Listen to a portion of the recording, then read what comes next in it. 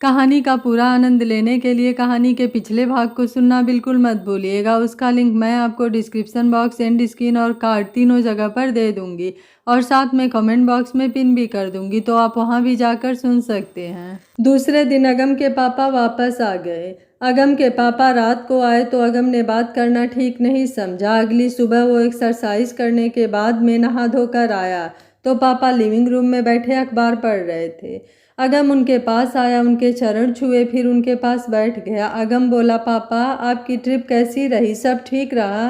हाँ बेटा, सब ठीक रहा। तुम यहाँ का बताओ, क्या हाल है, बिजनेस कैसा चल रहा है? सब ठीक है पापा, कहकर वो चुप हो गया। फिर थोड़ी देर बाद बोला, पापा आप गए हुए थे, पीछे से किसी ने परी को किडनैप करने की कोशिश की, लेकिन रब दी कृपा से सब ठीक हो गया। श्याम माल वालों के छोटे बेटे जो आर्मी में अफसर हैं, उन्होंने टाइम पर पीछा करके परी को बचा लिया और उनको पकड़वा दिया। बात यह है पापा, चयन का एक फ्रेंड डिटेक्टिव था, उसने उससे हमारे केस को देखने को कहा। तो पता है पापा, मुझ पर हमला और परी की किडनैपिंग बंसल बिल्डर्स के बड़े बेटे अजय बंसल, जो मेरे साथ पढ़ता था, उसने करवाया है। अगम अपने पापा से बहुत डरता था। उसने झूठ कहा कि चयन ने डिटेक्टिव हायर किया था। उसे डर था कि अगर उसने कहा होता कि उसने हायर किया तो पापा बाकी की बात सुनते ही न यहीं उसे गालियां निकालने लगते कि तूने मुझसे पूछे बिना ये काम किया कैसे। उनकी नज़र में अगम अभी भी छोटा बच्चा ही था। पापा इतनी देर से शांति से सब सुन रहे थे। बंसल बिल्डर्स का नाम सुनते ही हैरान होकर बोले, क्या उन हरामियों की इतनी हिम्मत, मुझसे काम सीख कर अब मेरे ही बच्चों पर हाथ डालता है? तू चल मेरे साथ।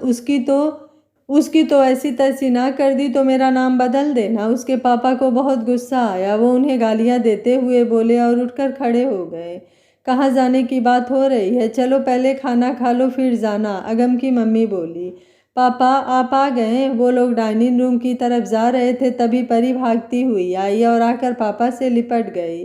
पापा प्यार से उसके सर पर हाथ फेरते हुए बोले, मेरा पुत्र कैसा है? दादी जी भी आ गई थी। पापा ने दादी के चरण छुए और बोले, बेबे कैसी हो तुसी, तबीयत ठीक हो ना? हाँ पुत्र, सब ठीक है। तू दस मेरा पुत्र ठीक रहा, इतना पतला हो गया है, चल मैं खाना खिलाती हूँ। दादी जी पापा को खींचकर टेबल की ओर ले जाती हुई बोली। खाना खाकर पापा और अगम बंसल के घर चल दिए। वो बंसल निवास पहुँचे। उसके पापा अंदर जाते ही कड़कती आवाज़ में बोले, ओए बंसला यहाँ आ। बंसल परिवार खाना खा रहा था। उनके दो बेटे और पत्नी सभी लिविंग रूम में भागे आए। बंसल ने अगम और उसके पापा को देखकर बोला, सर आप कैसे आए?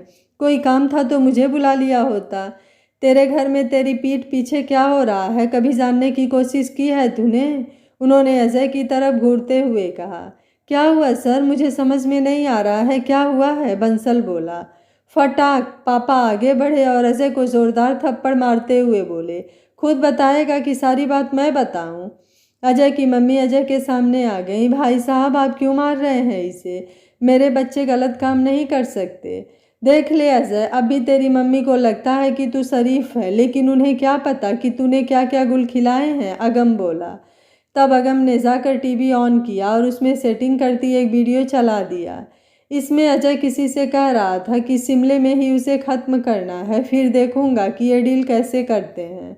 अगम ने अगला वीडियो चलाया। इसमें अजय बंसल उसी बंदे को कह रहा था, तुम पिछली बार फेल हो गए थे, इस बार फेल होने पर खुद सोचना कि क्या करना है। लड़की बहुत ही सुंदर है, अगर तुम लोग हाथ साफ करना। अगम ने वीडियो बंद कर दिया। फटाक। इस बार बंसल ने अपने बेटे को थप्पड़ मारा और मारता चला गया। कमीने, तो इस काम के लिए तूने वो पैसे मांगे थे? एक बार करने से पहले मुझसे तो पूछा होता। अरे इन्होंने हमें काम सिखाया और तूने इन्हीं के बच्चों को मारने की सलाह कर रहे हो। कमबख्त, तू खुद क्यों नहीं मर गया? सर माफ़ कर दो, मुझे इस बारे में कुछ पता नहीं था। वो हाथ जोड़कर अगम और उसके पापा के सामने खड़ा हो गया। अगम का मन कर रहा था कि वो भी अजय को मारे, पर वो बड़ों की रिस्पेक्ट करता था। वो अजय को उसके माँ बाप के सामने पीटना नहीं चाहता था। इतने में बाहर से पुलिस अंदर आ गई और अजय गिरफ्तार कर लिया गया। अगम ने चयन को फ़ोन किया। अजय को पकड़वा दिया है, उसके पापा को या और फैमिली मेम्बर में से किसी को पता नहीं था। ये उसके अपने दिमाग की उपज है, अब सड़ेगा जेल में। अच्छा किया, ऐसों के साथ ऐसा ही होना चाहिए। साले ने सोचा भी कैसे ये सब करने की। मैं आशीष से बात करूँगा, वो भी इस पर केस कर देगा। और बाकी सब कैसे हैं? चयन बोला। हाँ कह देना बाकी सब भी ठीक हैं। पापा आ गए हैं, मम्मी काम में व्यस्त रहती हैं, दादी का शुगर कंट्रोल में है, और मेरा तो तुझे पता ही है मैं बिल्कुल ठीक हूँ। अगम समझ गया था कि वो परी के बारे में पूछ रहा है, फिर भी जानबूझकर उसे चिढ़ाने के लिए परी का भी जिक्र नहीं किया। अब तुम ज़्यादा मेरी टांग मत खींचो, तुम्हें पता है मैं किसकी बात कर रहा हूँ, चयन बोला। अच्छा तो फिर सीधा बोलो कि परी का क्या हाल है, ये पुरानी फिल्मों की तरह क्यों घुमा फिरा के बात कर रहे हो? हाँ परी बिल्कुल ठीक है, उससे बात नहीं हुई तेरी? अगम बोला। नहीं बात नहीं हुई, उसने मुझे एक बार भी फ़ोन नहीं किया, और मैं इस जिद में हूँ कि वो करे, चयन बोला। बस यहीं पर हार मान ली और किसी और के फ़ोन अटेंड करने लग गई ना, तो तू मुझे मत कहना, तू अपनी जिद लेकर बैठे रहना, अगम बोला। अच्छा मैं करता हूँ अभी, कहकर उसने फ़ोन काट दिया। अगम हंस दिया। यह दुनिया का पहला भाई होगा जो किसी को अपनी बहन को फंसाने को कह रहा है, पर वो भी क्या करे, चैन है ही इतना अच्छा लड़का, उससे अच्छा परी के लिए शायद ही कोई होगा। चैन कुछ देर तक अगम की कही बातों के बारे में सोचा, फिर उसने परी को फ़ोन किया। परी अपने कमरे में बैठी थी, उसने झट से फ़ोन उठा के कहा, हेलो चैन जी, आप वापस आ गए? नहीं अभी इतनी जल्दी नहीं आ सकता। क्यों, क्या तुम मुझे मिस कर रही थी? चैन ने पूछा। और क्या, मिस तो करना ही है, आपने म्यूज़ियम ले जाने का वादा किया था, लेकर नहीं गए। आप गंदे हो, प्रॉमिस करके तोड़ देते हो, परी बोली। अच्छा सॉरी, गलती हो गई, अगली बार आऊँगा तो ज़रूर घुमाऊँगा, पर तुम भी प्रॉमिस करो कि मेरे बिना किसी और के साथ नहीं जाओगी। चैन बोला। किसी के भी साथ नहीं? अगम भैया या पापा के साथ भी नहीं? परी ने मासूमियत से पूछा। हाँ उनके साथ भी नहीं, चैन बोला। कुछ देर सोचने के बाद परी बोली, ठीक है। तुम्हारी पढ़ाई कैसी चल रही है? अच्छे से पढ़ाई करना और अपना ध्यान रखना, मैं जल्द ही आऊँगा और अपना वादा निभाऊँगा, चैन ने कहकर फ़ोन रख दिया। अगले दिन अगम होटल में बैठा सोच रहा था कि विराज ने अगम को फिर एक फ़ोटो भेजी। आशीष फिर से फूलों का बुके लिए झलक के पास खड़ा उसे फूल दे रहा था। फोटो देखते ही अगम को गुस्सा आ गया। ये आशीष समझता क्या है? उसने आशीष को फ़ोन किया। हेलो आशीष, तुम कहाँ हो? उस अजय बंसल के बारे में बात करनी थी, मैं मॉल के पास ही हूँ, तुम मॉल में ही हो क्या? आशीष हैरान परेशान क्या करता, वो बोला, अगम अभी मैं ज़रूरी काम से बाहर आया हुआ था, क्या हम शाम को मिले? झलक वार्ड से अपने कमरे में आई ही थी जब उसने आशीष को खड़े देखा। वो पूछने ही वाली थी कि उसने अगम का नाम सुना, वो वहीं रुक गई।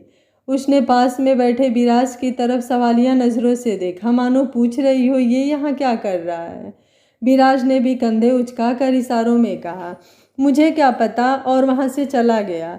उधर अगम आशीष की बात सुनकर मन में बोला, साला हुआ है ज़रूरी काम का। अगम का दिल कर रहा था उसे ढेर सारी गालियां दे, लेकिन वो अपने आप पर काबू रखते हुए बोला, आशीष तुझे पता तो है मैं कितना बिजी हूँ, फिर भी मैं आ रहा हूँ। और एक तू है, तूने कोशिश भी नहीं की कि आकर मुझसे बात करे। अब जल्दी आ जा, मैं तेरे मॉल के नीचे खड़ा हूँ। आशीष बोला, अच्छा मैं आ रहा हूँ, मेरी वेट करना। आशीष पीछे मुड़ा तो पीछे झलक खड़ी थी। झलक ने उससे पूछा, आशीष आप ये फूल क्यों लाए हैं? ये अच्छा नहीं लगता, आप इस तरह हॉस्पिटल में फूल लेकर मत आया कीजिए। झलक, क्या आपको मेरे फूलों से पता नहीं चला कि मैं क्यों लाया हूँ? सच बात यह है कि आप मुझे पसंद हो, बहुत लड़कियाँ देखी, पर आप ही एक ऐसी हो जिसे दिल ने पसंद किया है। आशीष ने एक ही सांस में सब कह दिया। उसी वक्त विभा अंदर आई, वो देखकर हैरान रह गई। वो चुपचाप वापस आ गई। वो आशीष को पसंद करती थी, वो सुनना नहीं चाहती थी कि क्या जवाब होगा। अगर झलक ने हाँ कर दी तो वो सह नहीं पाएगी, और अगर झलक ने ना कर दी तो वो आशीष का बुझा हुआ चेहरा वो देख नहीं पाएगी। वो तेज कदमों से चली जा रही थी। झलक इतनी देर से आशीष की बात सुन रही थी, फिर बोली, आशीष जी मैं आपकी रिस्पेक्ट करती हूँ, आप अच्छे इंसान हैं, मैं आपको दोस्त के रूप में पसंद करती हूँ, प्लीज़ आप इसे दोस्ती ही रहने दें। आशीष उसकी बात सुनकर सुन्न हो गया था। वो क्या सोच रहा था और हो क्या गया। वो बोला, क्या तुम किसी और को पसंद करती हो? झलक सुनकर चुप हो गई, फिर बोली, पता नहीं, कुछ कह नहीं सकती, प्रॉमिस करती जब होगा तो आपको ज़रूर बताऊंगी।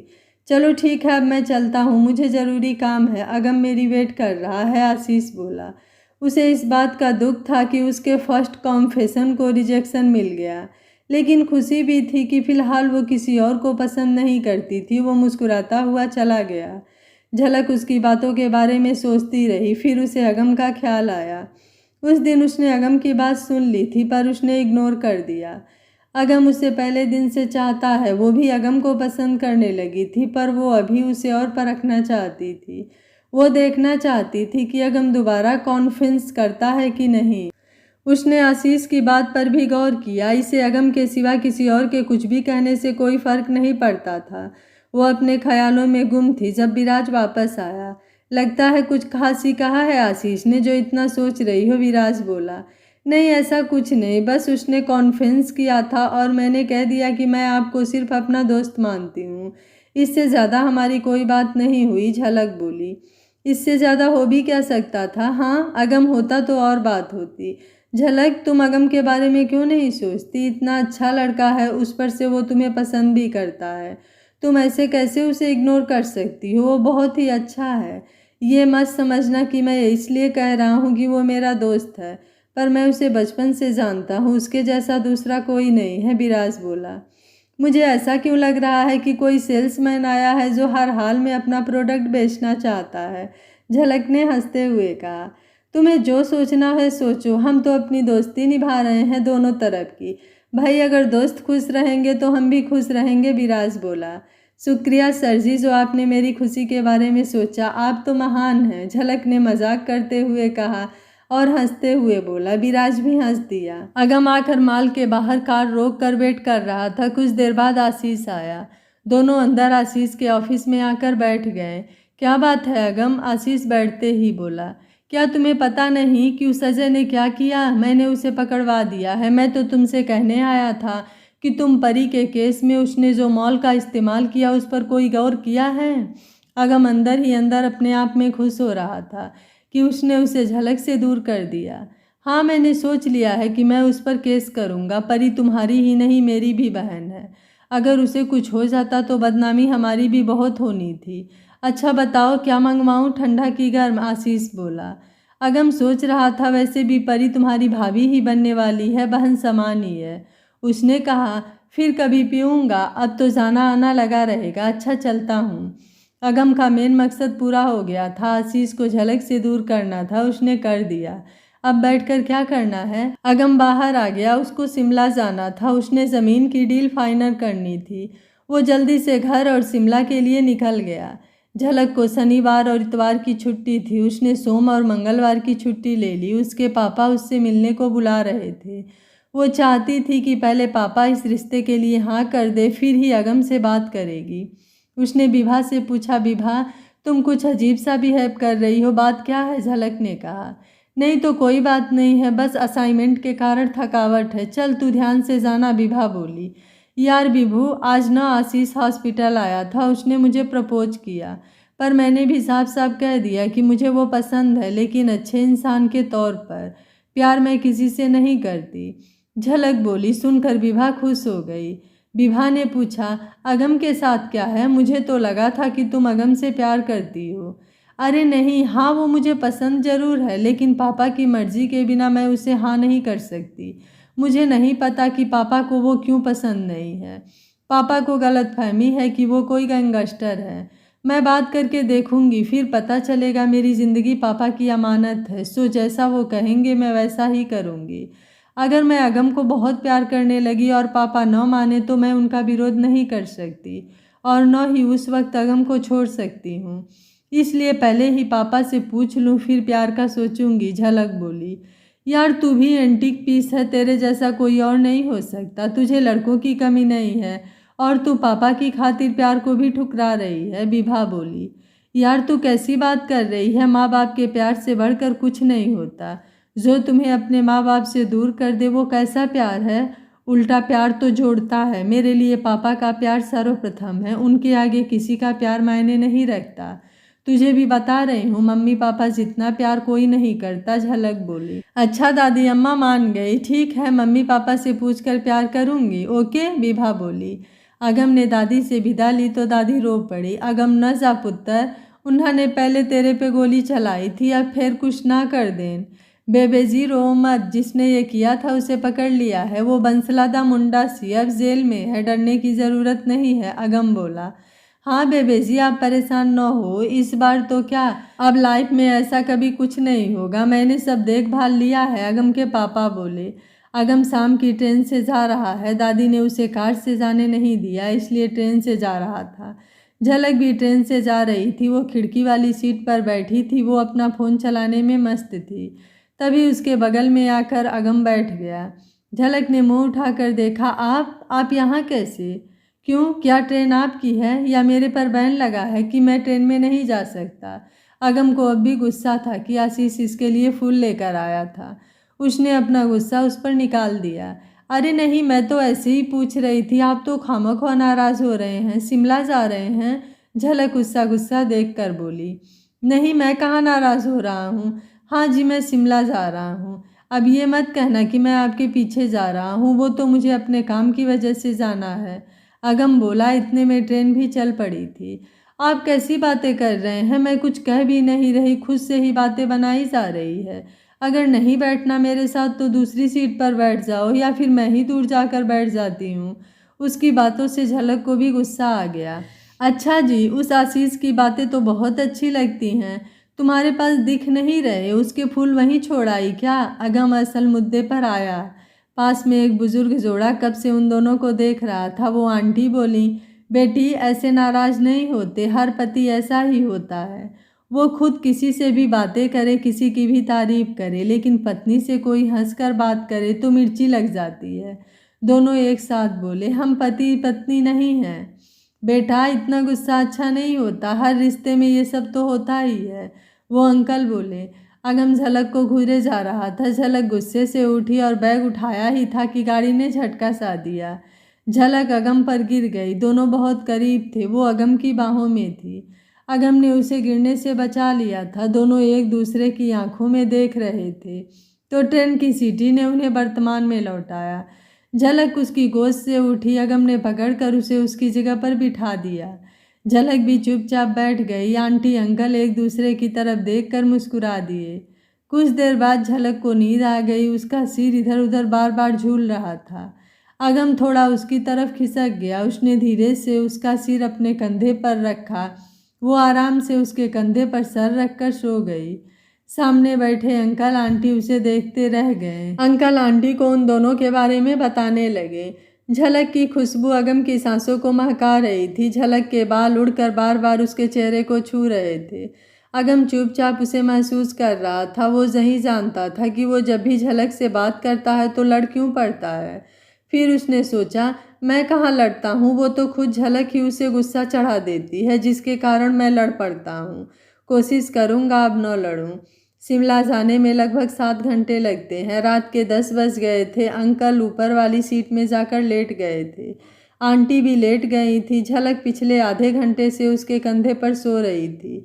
आंटी बोली, बेटा इसे लिटाकर खुद भी लेट जाओ। आंटी जी कोई बात नहीं, अगर इसे हिलाऊंगा तो इसकी नींद खराब हो जाएगी, सो लोने दो, उठेगी तो मैं भी सो जाऊंगा, अगम ने धीरे से कहा।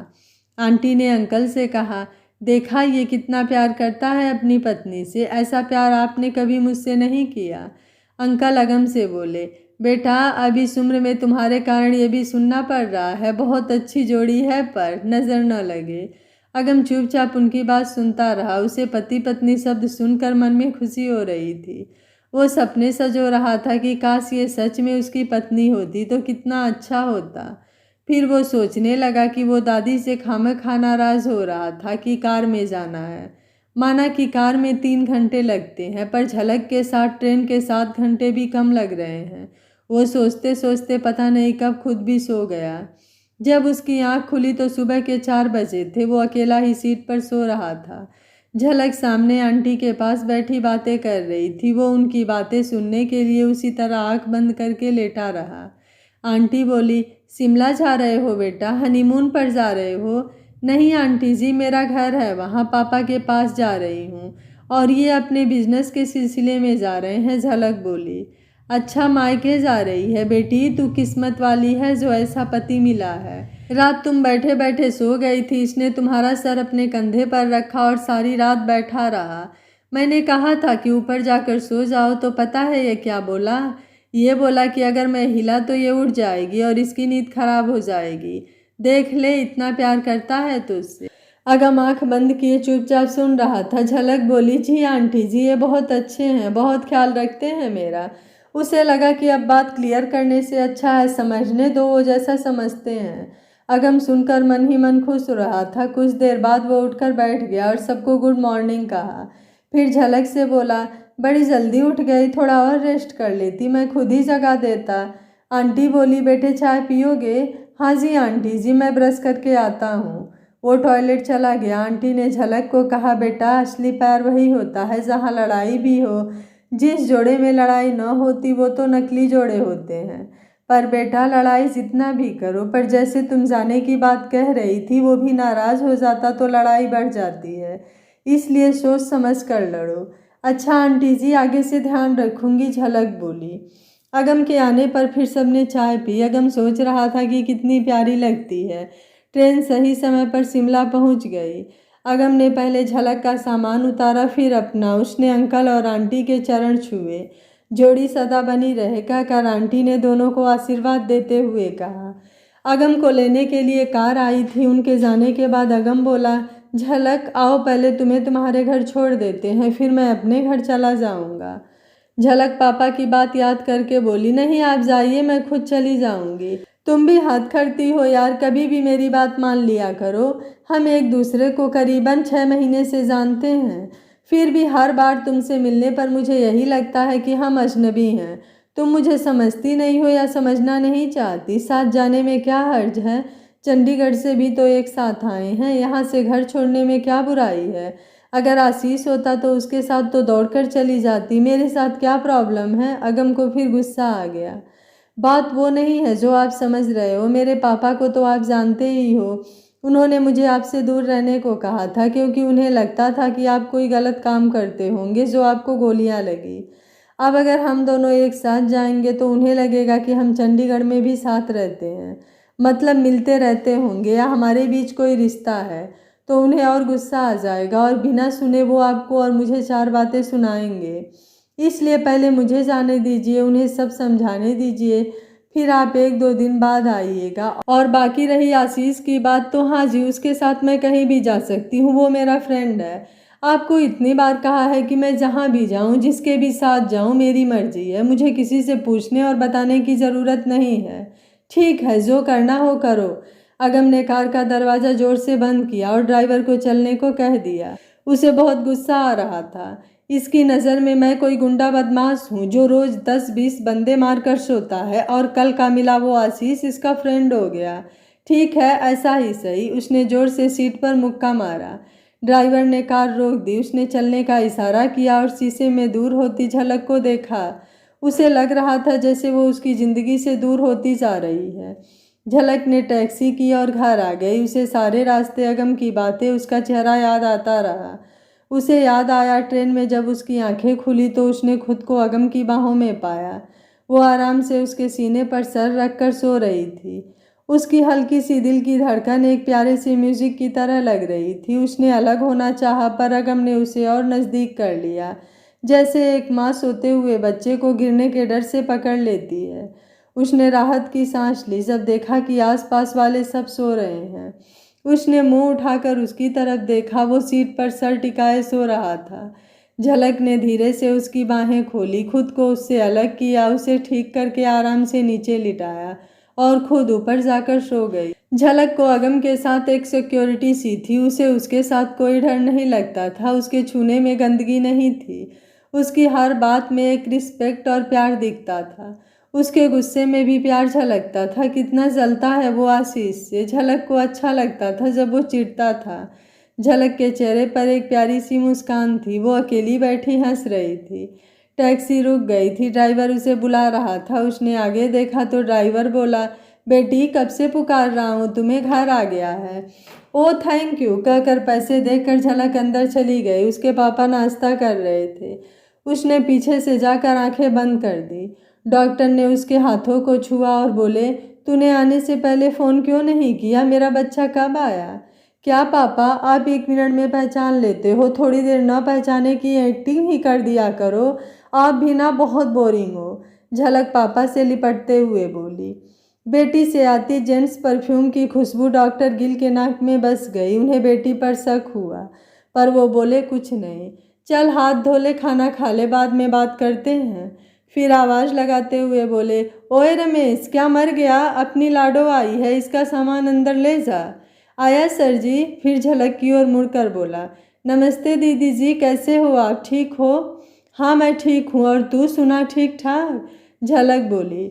झलक ने पापा का चेहरा बदलते देख लिया था। उसे समझ नहीं आया कि क्यों एकदम से पापा का चेहरा क्यों बदल गया, जैसे मैंने कुछ गलत किया हो। उसने पूछा, पापा आप मुझसे नाराज़ हो? नहीं तो मैं क्यों नाराज़ होऊंगा। तू खाना खाकर रेस्ट कर, मुझे पेशेंट देखने जाना है। डॉक्टर गिल खाना खाकर उठ खड़े हुए। झलक ने भांप लिया था कि कोई ना कोई बात ज़रूर है। चलो किसी और बात की टेंशन होगी, खुद ही बता देंगे, अगर बताना होगा तो। वो अपना खाना खाने लगी। डॉक्टर गिल अपने कमरे में आकर सोचने लगे कि कौन होगा जिसके इतने करीब है ये। आजकल किसी का भरोसा नहीं है। पढ़ी लिखी देखकर पीछे पड़ गया होगा। मेरी लाडो तो इतनी शरीफ है, इसे तो दुनिया के छल कपट का पता ही नहीं है, कहीं धोखा न खा बैठे। कंट्रोल सरताज, खुद पर काबू रख, बच्ची है, प्यार से समझाना समझ जाएगी। उन्होंने खुद को समझाया, पर बाप का मन कहाँ मानता है। उन्हें बेचैनी हो रही थी कि पता नहीं कौन होगा। अगर वो बताए तो ठीक है, ये खुद से पूछे भी तो कैसे, बच्ची नाराज़ भी न हो जाए। वो सोचे जा रहे थे और कमरे में चक्कर लगा रहे थे। झलक खाना खाकर कमरे में जाकर लेट गई। लंबे सफ़र के कारण वो काफ़ी थक गई थी। वो लेटते ही सो गई। अगम होटल में आ गया था। वो कमरे में आते ही नहाने चला गया। उसे झलक पर बहुत गुस्सा आ रहा था। हर बार ऐसा ही करती है, जब भी लगता है कि वो मेरी है, मुझे अपना समझती है, उसी समय वो अजनबी बन जाती है। शायद मैं ही पागल हूँ, बिना मतलब बातों को अपने अंदाजे से मतलब निकालता रहता हूँ। शायद उसके मन में कुछ हो भी ना। शायद वो आशीष को पसंद करती है, फिर क्यों मेरे कंधे पर सर रख कर सोई। जब उसे मैं अच्छा ही नहीं लगता तो दूर रहे मुझसे, लेकिन वो तो दूर जा ही रही थी, मैंने ही रोक लिया था। सच में मेरे जैसा उल्लू नहीं है। जब वो नहीं पसंद करती तो क्यों उसे अपनी तरफ खींच रहा है। सोचते सोचते वो नहा कर नीचे डाइनिंग रूम में भी आ गया। आशीष को वो फ्रेंड मानती है, लेकिन मुझे तो उसने कभी फ्रेंड भी नहीं कहा। आशीष उसके लिए काफ़ी अच्छा है, मुझे तो उसने कभी थोड़ा अच्छा भी नहीं कहा। वो सोचते सोचते चला आ रहा था कि टेबल से टकरा गया। दोपहर हो गई थी। दीवान जी रूम में उसका इंतज़ार कर रहे थे। वो आया, उसने दीवान जी के पैर छुए। वो बोले, बेटा तुम मालिक हो और मैं अदना सा नौकर, ऐसे मेरे पैर मत छुआ करो।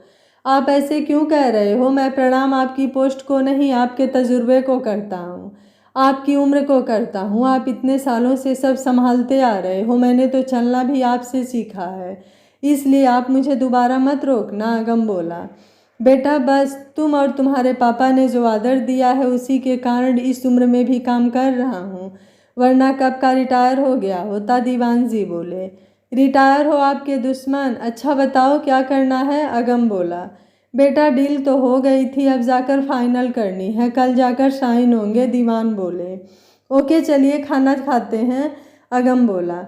खाने की वेट करते वक्त अगम ने पूछा, अंकल आप डॉक्टर गिल के पास गए थे दोबारा? हाँ बेटा गए थे, पर वो बहुत ही अकड़ वाले हैं, कहते हैं अभी हमें पैसों की ज़रूरत नहीं है। जानते हो मैंने इनकी डिटेल्स निकलवा कर देखी है, बहुत ही फेमस डॉक्टर हैं। अभी कुछ दिन पहले ही ये अमेरिका में सेमिनार लगा कर आए हैं, दीवान जी ने बताया। दोनों नीचे हॉल में खाना खाने चले गए। वो लोग इधर उधर की बातें करते रहे। फिर वापस जाते वक्त दीवान ने फिर याद दिलाया कि सुबह 10 बजे जाना है। अपने कमरे में आकर अगम फिर से झलक के बारे में सोचने लगा, इस वक्त क्या कर रही होगी। मैं सच में पागल हो गया हूँ। कुछ देर पहले सोचा था कि अब उसे याद नहीं करूँगा, पर फिर उसे ही याद करने लग गया। ये सोचकर वो जाकर सो गया। अगली सुबह वो उठा, नहा धोकर दीवान जी के साथ ज़मीन की फाइनल डील करने चला गया। मिस्टर लाल उस ज़मीन के मालिक थे। वो दोनों भी समय पर पहुंच गए। मिस्टर लाल ने उनसे हाथ मिलाया और वो डील की फाइल साइन करके फाइनल कर दी। अब वो जगह अगम की थी। उन्होंने बैठकर चाय पी और बाहर आ गए। अगम ने फाइल दीवान को संभाल कर रखने को दे दिया और खुद झलक के पापा से मिलने चल दिया। उसने तय किया था कि क्लिनिक में उसके पापा से मिलकर वापस आ जाएगा, झलक को देखेगा भी नहीं। वो कार लेकर अंदाजे से ठीक जगह आ गया। उस रात के सारे सीन आंखों के सामने घूमने लगे। फिर वो कार से उतरकर उस दरवाजे के सामने आकर खड़ा हो गया। उसने बेल बजाई। उसने तय करके आया था कि वो झलक को देखे बिना ही वापस आ जाएगा, लेकिन अब बेल बजाकर उसका दिल कह रहा था कि झलक ही दरवाज़ा खोले। दरवाज़ा खुला तो सामने रमेश था। उसने अगम को पहचान लिया। अरे साहब, आप कैसे हैं? आप? ठीक हूँ रमेश। डॉक्टर गिल कहाँ हैं? उसने अंदर आकर पूछा। वो तो क्लिनिक में है, रमेश बोला। झलक का बहुत बड़ा मेन गेट एंटर करते ही सामने आंगन के बाद झलक के घर का दरवाज़ा था, जबकि बाईं ओर क्लिनिक का दरवाज़ा था। अगम ने घर के दरवाजे की तरफ देखा, पर वो सीधा क्लिनिक में चला गया। रमेश ने अंदर डॉक्टर के पास गया। कोई पेशेंट आया हुआ था, उसने बताया। डॉक्टर, वो अगम साहब आए हैं। मैं ये मरीज़ देख लूँ, इसके बाद मिलता हूँ, डॉक्टर गिल बोले। झलक भी उनके पास ही थी। अगम का नाम सुनकर उसका रंग उड़ गया। उसकी धड़कनें तेज हो गई। उसके हाथ पांव कांपने लगे। उसका मन किया कि वो अंदर चली जाए, पर उसने खुद ही यहाँ काम करने की जिद की थी। अब पापा से जाने के लिए कैसे पूछे? तो उसने गहरी लंबी सांस ली और चुपचाप काम करने लगी। वो पापा के पास इसलिए ही आई थी कि उनसे अगम के बारे में बात करेगी, पर इस पागल ने आकर सारा काम ही खराब कर दिया। अगम बाहर बेंच पर बैठकर वेट करने लगा। कुछ देर बाद उस पेशेंट के जाने के बाद डॉक्टर गिल ने अगम को अंदर बुलाया। वो अंदर चला गया था। अंदर आते ही उसकी नज़र झलक पर पड़ी तो वो ठिठक गया। अगम बाहर बेंच पर बैठकर वेट करने लगा। कुछ देर बाद उस पेशेंट के जाने के बाद डॉक्टर गिल ने अगम को अंदर बुलाया।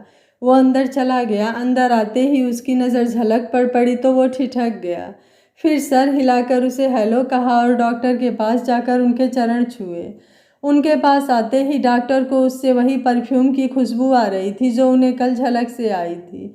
उन्होंने झलक को देखा। वो सर झुकाए खड़ी थी, मानो चोरी पकड़ी गई हो। फिर उन्होंने अगम को देखा और बोले, जीते रहो, बाहर मेरे और मरीज मेरी वेट कर रहे हैं, पहले मैं उन्हें मिल लूँ। तुम कुछ देर वेट करो। झलक, रमेश और अगम एक दूसरे को देखते रह गए। ये क्या, इन्होंने खुद ही तो अंदर बुलाया था। झलक ने मुझे क्या पता के अंदाज में कंधे उचकाए। अगम बाहर आकर बेंच पर बैठ गया। वो सोच रहा था कि डॉक्टर ने ऐसा क्यों किया। मैंने तो कुछ भी नहीं किया। घर जाने की जगह क्लिनिक में गया, फिर भी नाराज़ हो गए। पता नहीं क्या हुआ। हो सकता है उन्हें कोई प्रॉब्लम हो, वो ऐसे ही हो, इसलिए झलक ने मुझे कल मना किया था। वो कह भी रही थी कि इन्हें गोलियों के कारण गलतफहमी हुई है कि मैं कोई बुरा आदमी हूँ। चलो वेट करते हैं, कभी तो बात करेंगे, आज इनका भरम भी दूर हो जाएगा। अंदर डॉक्टर ने अगले मरीज को बुला लिया था। मरीज अपनी बीमारी बता रहा था और डॉक्टर की नज़रें रह रहकर झलक की तरफ मुड़ रही थी, जो बार बार बाहर देखे जा रही थी। वो मन में सोच रहे थे, बैठा रहा बच्चू, आज पता लगेगा मेरी भोली भाली बच्ची को फंसाने का नतीजा। अभी तो शुरुआत है, आगे आगे देखिए होता है क्या। झलक घड़ी बार बार देख रही थी कि कहीं अगम वापस न लौट जाए। पापा भी अजीब हैं, पहले बुला लिया, अब बिठा दिया। वो घड़ी देख रही थी और सोच रही थी कि डॉक्टर ने आवाज़ देकर बोले, झलक, इसको चेक कर फिर बता कि क्या दिक्कत है। जी पापा जी। हाँ जी अम्मा जी, कहाँ दर्द है? झलक ने प्यार से पूछा। तो बूढ़ी अम्मा ने पहाड़ी भाषा में सब बता दिया। झलक ने सब समझने के बाद डॉक्टर को बताया, ठंडे खाने की वजह से इसको खांसी हो गई है। ठीक है, दवाई भी दे दो। डॉक्टर देखना चाहते थे कि अगम का आना इसके काम को इफेक्ट तो नहीं करता। इन्होंने देख लिया कि नहीं करता। फिर वो अपना काम करने लगे। सारी मरीज देखने के बाद डॉक्टर ने घर में जाते हुए झलक और अगम को बुलाया। अब बताओ कैसे आना हुआ? डॉक्टर गिल ने अगम से पूछा। आपने मेरी जान बचाई थी, सो अब ठीक हुआ, और यहाँ काम से आना हुआ तो आपको शुक्रिया अदा करने आ गया। कुछ रुक कर अगम ने मिठाई आगे बढ़ाते हुए कहा, जिस डील के कारण उन लोगों ने मुझे गोलियां मारी थी, आज उस ज़मीन का सौदा करके आया हूँ। इसी डील के कारण यहाँ आया हूँ। डॉक्टर गिल बोले, बहुत बहुत बधाई हो, फिर तो तुम कल आए होगे। हाँ जी, कल ही आया था, अगम ने असमंजस में कहा। 8 बजे शाम की ट्रेन से ही आए होंगे? डॉक्टर ने फिर पूछा। ये सुनते ही झलक का रंग उड़ गया। अगम ने भी हैरान होकर झलक की तरफ देखा और कहा, हाँ जी। झलक ये क्या काम करता है? उन्होंने झलक की तरफ देखते हुए पूछा। अगम बोला, जी हमारे। डॉक्टर गिल ने उसे उंगली का इशारा करते हुए बीच में ही टोक दिया। मैंने तुमसे पूछा, झलक तुम बताओ। जी इनके साथ होटल वगैरह हैं, झलक बोली। तुम्हें इतना भी नहीं पता कि ये क्या करता है? वो गुस्से से बोले। पापा मुझे इनके काम से क्या करना है? झलक बोली। अगम दोनों के मुंह की तरफ देख रहा था। उसकी समझ में नहीं आ रहा था कि ये हो क्या रहा है, वो क्या करे। अच्छा काम से मतलब नहीं है तो इसके साथ रिश्ता क्यों बनाया? पहले इसे जान तो लेती कि ये क्या करता है, इसके घर में कौन कौन है, इनका काम क्या है, फिर प्यार करती। तू भी और लड़कियों की तरह इसके चेहरे को देखकर इसके पीछे हो ली। डॉक्टर गिल ने सारा गुस्सा निकाल डाला। लेकिन पापा, लेकिन अंकल, लेकिन क्या? तुम दोनों ने मुझे क्या पागल समझ रखा है क्या? जिस दिन तुम आई थी मुझे उसी दिन पता चल गया था तो तुम किसी लड़के के साथ आई हो, और आज जब ये आया तो मुझे पता चल गया कि यही वो है जो तुम्हारे साथ चंडीगढ़ से शिमला तक आया है। फिर भी तुम दोनों मेरे सामने अनजान बन रहे हो। बंद करो ये नाटक करना। डॉक्टर का गुस्सा चरम पर था। पापा ऐसा कुछ नहीं है जैसा आप गलत समझ रहे हैं। हमारी सिर्फ जान पहचान है, इससे ज़्यादा कुछ नहीं। आप मेरा विश्वास करें पापा। पापा झलक रो पड़ी और उन्हें बुलाती रही। उनकी आंखों में भी आंसू थे। वो बोले, मुझे तुमसे ये उम्मीद नहीं थी। तुम अब भी झूठ बोल रही हो। कल मुझे तुम्हारे कपड़ों से इसकी परफ्यूम की स्मेल आई थी। एक बाप के लिए ये कितना अजीब है। उस पर तुम कह रही हो कि तुम दोनों में कुछ नहीं है। कह दो कि कल तुम दोनों साथ नहीं थे, तुम इससे गले नहीं। उनसे और बोला नहीं गया और वो रो पड़े। झलक उनके पास आई तो उन्होंने हाथ दिखाकर उसे रोक दिया। झलक ने अगम को देखा। अगम सीरियस बैठा था। उसने मैं क्या करूं के अंदाज में कंधे उचकाए। डॉक्टर गिल अपने कमरे में चले गए। झलक बुरी तरह रो रही थी। उसे जिस बात का डर था वही हो गया। अगम बेचारा बना वहीं बैठा उसे रोते हुए देख रहा था। न वो पास आ सकता था न वो बैठकर देख सकता था। झलक को इस तरह देखकर उसका दिल रो रहा था। वो क्या करे कि ये चुप हो जाए। ये सब मेरी वजह से हुआ है। ये बेचारी ने तो कल भी कहा था कि मेरे पापा मानेंगे तो बात करूँगी। उसे बात याद आई और वो उठा और डॉक्टर के कमरे में गया। उसने बाहर से कहा, डॉक्टर गिल आप इस तरह हम पर इल्ज़ाम लगाकर नहीं जा सकते। अदालत भी अपना पक्ष रखने का मौका देती है। आपने बिना जिरह किए गवाहों की बात सुने बिना अपना फैसला सुना दिया। एक बार हमारी बात भी सुन लीजिए। हमें उस जुर्म की सज़ा मत दीजिए जो हमने किया ही नहीं। माना कि आपको मैं पसंद नहीं और ना ही आपको मुझ पर भरोसा है, पर झलक का क्या? वो आपकी बेटी है। आपको उस पर अपनी परवरिश पर तो भरोसा रखना चाहिए। देखिए आप प्लीज़ इस तरह उस पर जुल्म मत कीजिए। वो रो रो कर मर जाएगी। डॉक्टर प्लीज़ आप मेरी बात सुनिए। दरवाज़ा खोलिए। मुझे अंदर आकर अपनी बात रखने दीजिए प्लीज़। अगम भी बोलते बोलते रो दिया। दूर बैठी झलक उसे देख रही थी और उम्मीद कर रही थी कि सब ठीक हो जाए। डॉक्टर ने दरवाज़ा खोल दिया। अगम अंदर चला गया। झलक को कुछ आस हो गई। वो चुप हो गई। उसके चुप होने से अगम ने गहरी सांस ली और अंदर पड़ी कुर्सी पर बैठ गया। कहो क्या कहना है? डॉक्टर गिल बोले। डॉक्टर उस दिन यहाँ मैंने झलक को बेहोशी की हालत में देखा था तो मुझे उसी वक्त इससे प्यार हो गया था, पर आप लोगों ने कहा कि मैंने सपना देखा होगा तो मैं मान गया कि शायद मैंने सपना ही देखा हो। पर पीजीआई में जब मैंने इसे दोबारा देखा तो मैं हैरान रह गया। फिर इसने भी कह दिया कि ये मुझे नहीं जानती, ये कभी शिमला आई ही नहीं और मैं इसके लिए अजनबी हूँ। मैंने इसे फिर अपनी किस्मत माना कि जिसे मैंने सपने में देखा वही मेरे सामने आ गई, पर मुझे इससे प्यार हो गया था। उसने हमेशा मुझसे दूरी बना कर रखी। इसने मेरी बहन का इलाज भी किया। हम कई बार आपस में टकराए लेकिन कभी जानकर नहीं, हर बार गलती से। हम हमेशा एक दूसरे के लिए अजनबी रहे। सच मानिए हमारे बीच कुछ नहीं है, यहाँ तक कि ये मुझे अपना दोस्त भी नहीं मानती। हम हर बार इत्तेफाक से मिले और मम्मी की कसम जब भी हम मिले अक्सर लड़ते ही थे। इस बार भी मुझे सच में नहीं पता था कि ये शिमला आ रही है। मैं पहले भी कई बार शिमला आया हूँ पर कार में। इस बार मेरी दादी जी ने मुझे कार में आने नहीं दिया। उन्होंने मेरी ट्रेन की टिकट बुक करवाई। मुझे कुछ पता नहीं था। आप मेरे खास दोस्त विराज से पूछ सकते हैं। वो हम दोनों को करीब लाना चाहता था और उसने कोशिश भी की, पर हर बार हम लड़ पड़ते थे। अगम ने शुरू से अंत तक सारी स्टोरी सुना दी। जब तुम दोनों में इतनी लड़ाई होती है तो तुम्हारी परफ्यूम इसके कपड़ों पर कैसे लगी? डॉक्टर गिल ने अगम को घूरते हुए पूछा। डॉक्टर, जब मैं ट्रेन में अपनी सीट पर आया तो झलक को देखकर हैरान रह गया। इसकी सीट मेरे नीचे वाली थी। हम एक ही सीट पर बैठे और हमेशा की तरह लड़ पड़े। तब मुझसे गुस्सा होकर झलक अपनी सीट बदलवाने के लिए उठी, पर अचानक ट्रेन चल पड़ी और ये मुझ पर गिर पड़ी। बस उस वक्त शायद उसके कपड़ों पर मेरी परफ्यूम लग गई होगी और आपने पता नहीं क्या क्या कह दिया। हाँ, मैं उससे प्यार करता हूँ, मुझे आप कुछ भी कह लो, पर उस बेचारी का कोई कसूर नहीं। यहाँ पहुँचकर मैंने उसे अपनी कार में लिफ्ट भी ऑफ़र की, पर वो बोली कि मैं अपने पापा की बात मानूंगी। उन्होंने तुमसे दूर रहने को कहा है, इसलिए मैं तुम्हारे साथ नहीं जाऊंगी। मुझे बहुत बुरा लगा था। आज सोच कर आया था कि उससे बात नहीं करूंगा, पर यहाँ कुछ और ही हो गया। आप हमारा अफेयर होने की बात सोच रहे हैं और मुझे तो ये भी नहीं पता कि वो मुझे पसंद भी करती है या नहीं। अगम ने अपने दिल की बात बता दी। डॉक्टर बोले, ऐसा करो, झलक को भेजो, तुम बाहर इंतज़ार करो। अगम बाहर आया। उसने झलक को रुमाल दिया, पर उसने लिया नहीं। उसने अपनी चुन्नी से अपना मुंह पोंछ लिया। अगम ने उसे कहा, उन्होंने तुम्हें अंदर बुलाया है। वो अंदर आई और पापा को देखकर फिर रो पड़ी। अगम बाहर सोफे पर बैठ गया। डॉक्टर गिल अभी भी गुस्सा थे। वो बोले, तुम कहो, क्या कहना चाहती हो? झलक कुछ बोलने ही वाली थी कि विभा का फ़ोन आ गया। उसने पापा की तरफ देखा। उन्होंने फ़ोन उठा ले का इशारा किया तो झलक ने फ़ोन उठा लिया, लेकिन उसने फ़ोन स्पीकर पर डाल दिया। हेलो विभू। हेलो, कैसी है तू? विराज सर ने मुझे बुलाया था, मैं तेरी वाली ड्यूटी दे रही हूँ। विराज सर तेरे बारे में पूछ रहे थे। उनसे मुझे एक बात का पता चला है, वो अगम तेरे साथ ट्रेन में शिमला गए हैं ना? ये सब विराज सर और उनकी दादी की सेटिंग है। उन्हें तेरा सीट का पता था, उन्होंने अगम को तेरे साथ वाली सीट ले दी। मैंने उन्हें बताया था कि झलक कह रही थी कि पहले वो अपने पापा से पूछेगी, फिर किसी को प्यार करेगी। अगम को उसके पापा पसंद नहीं करते, इसलिए वो उसे प्यार नहीं कर सकती।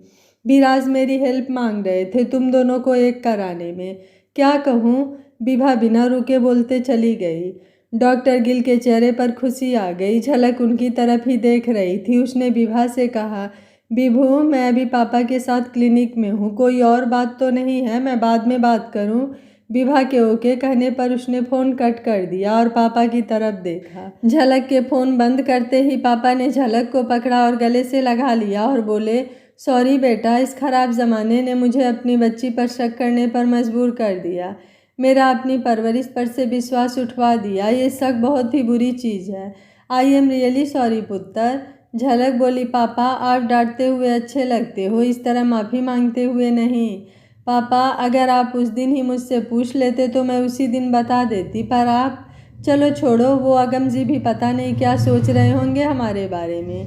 बेटा, तुम्हें वो पसंद है? मुझे तो लड़का अच्छा लगा। वो बार बार कह रहा था कि वो तुझे प्यार करता है और ये उसने साबित कर दिया। उसने मुझे तुम दोनों के बारे में सब कुछ बता दिया और बताया कि वो तुम्हें चाहता है, इसमें तुम्हारा कोई कसूर नहीं है। उसने ये भी बताया कि तुम उसे पसंद नहीं करती और जब भी मिलते हो आपस में लड़ते हो। वो मुझे तुम्हें कुछ न कहने को कह रहा था। बेटे, अगर तुम्हें कोई और लड़का पसंद नहीं है तो इसके बारे में सोचो, ये मुझे पसंद है। अब तुम्हारी मर्जी। डॉक्टर गिल बोले, पापा, मैंने इस बारे में सोचा नहीं है। आप कह रहे हैं तो ठीक है, मुझे वही पसंद होगा जिसे आप मेरे लिए चुनेंगे। झलक बोली। मन में वो खुश हो रही थी कि पापा ने अगम के लिए हाँ कर दी। अगम बाहर बैठा सोच रहा था कि अंदर पता नहीं क्या हो रहा है। कहीं वो झलक को डांट ही न रहे हों। बेचारी पहले ही इतना रोई है, अब और रो रही होगी। सब मेरी वजह से हुआ है। उस विराज ने भी पता नहीं मैसेज पढ़ा भी या नहीं। अगर पढ़ता तभी हेल्प करता। उसने खुद को संभाला देते हुए बोला, अगम, बी पॉजिटिव। तभी बाप बेटे दोनों बाहर आए। दोनों ही रोए हुए थे। अगम की जान निकल रही थी कि क्या हुआ होगा। वो आकर बैठ गई, पर बोला कुछ भी नहीं। अगम की बर्दाश्त की हद हो गई थी। उसने खड़े होकर कहा, देखिए डॉक्टर, मैंने आपको बता दिया है कि हम दोनों में कुछ नहीं है। अगर आपको अब भी विश्वास नहीं है तो मैं आपसे झलक का हाथ मांगता हूँ। मैं नहीं चाहता कि मेरी वजह से आप इसको गलत समझे। डॉक्टर गिल ने झलक की तरफ देखा, फिर वो बोले, बेटे, मुझे माफ़ कर दो, मुझसे भूल हो गई। बच्चे हमेशा गलत नहीं होते, कभी कभी माँ बाप भी गलत हो जाते हैं। माँ बाप को बच्चों पर भरोसा रखना चाहिए, अगर भरोसा करेंगे तो बच्चे धोखा कभी नहीं देंगे। मैंने तुम दोनों पर शक करके गलती की है, इसके लिए मैं तुम दोनों से माँ। डॉक्टर हाथ जोड़कर माफ़ी मांगने लगे थे कि अगम ने आगे बढ़कर उनके हाथ अपने दोनों हाथों में पकड़ लिए और बोला, डॉक्टर गिल आप इस तरह मत कीजिए, आप हमारे बड़े हैं, आप जो भी करेंगे हमारे भले के लिए ही करेंगे। झलक खुद किस्मत है जो आप इसके पापा हैं। आप झलक की इतनी केयर करते हैं, मुझे खुशी है कि आपको हमारी सच्चाई पता लग गई। बेटे ये तुम्हारी बातों से तुम्हारी सोच और तुम्हारे संस्कारों का पता चलता है।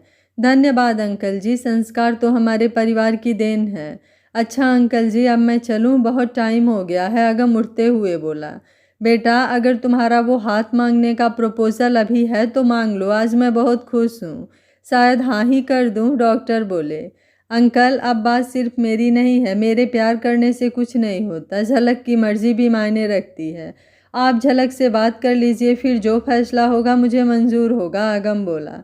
बेटा अब आए हो तो खाना खा कर जाना, तुमने झलक के हाथ का हलवा नहीं खाया, एक बार झलक के हाथ का हलवा खाओगे तो बार बार खाने आओगे। झलक खाना खाकर इन्हें शिमला घुमा लाओ। झलक कुछ नहीं बोली, वो किचन में खाना बनाने चली गई। डॉक्टर गिल ने अगम से पूछा, बेटा उस जमीन पर क्या बनाने जा रहे हो? जी हम होटल बनाने की सोच रहे हैं, एक बार काम शुरू हो गया तो फिर आना जाना लगा ही रहेगा। अच्छा अच्छा चलो बढ़िया है, फिर तो मिलते रहेंगे। जब संध्या को झलक और अगम के रिश्ते के बारे में पता चलेगा तो वो क्या चाल चलेगी? क्या अगम और झलक मिलते मिलते रह जाएंगे? अगम के किस्मत में क्या झलक का प्यार नहीं लिखा था? ऐसे और भी बहुत सारे इमोशनल मोड़ और सस्पेंस के साथ देखिए कहानी का अगला भाग। अगर आप कहानी का अगला भाग सुनना चाहते हैं तो कमेंट में यश लिखना बिल्कुल मत भूलिएगा। वीडियो पसंद आ रहा है, वीडियो को लाइक शेयर एंड चैनल को सब्सक्राइब कर लीजिएगा। Thank you for watching. मिलते हैं अगली कहानी में।